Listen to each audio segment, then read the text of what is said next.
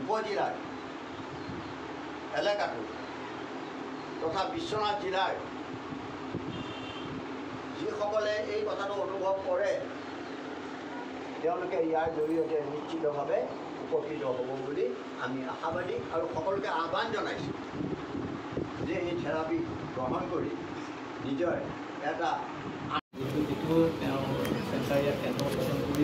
গতিকে নিশ্চয় বেলিটি বাকীৰ বিভিন্ন সমস্যা সমাধান হ'ব আৰু এই ক্ষেত্ৰত মই এই সুযোগতে আপোনাৰ জৰিয়তে মই সকলোকে উদ্যোক্তাসকলক আন্তৰিক অভিনন্দন জনাম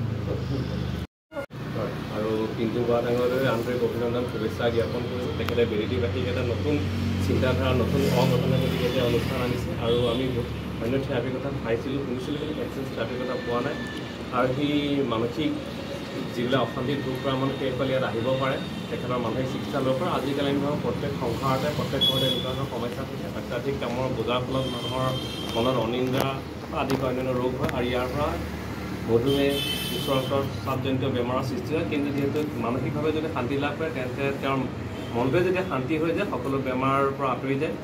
এই ক্ষেত্ৰত বাইদেউ আমাৰ কাৰণে সৰ্বশ্ৰেষ্ঠ উদাহৰণ। গতিকে আমি সকলো বেলিটিবাসীকৰ লগতে অসমবাসীক অনুৰোধ জনাওঁ আপোনালোকে এই অনুষ্ঠানটো এবাৰ আহক নিজকে পৰীক্ষা কৰক আৰু সুস্থ হৈ থাকক এয়ে মোৰ কামনা।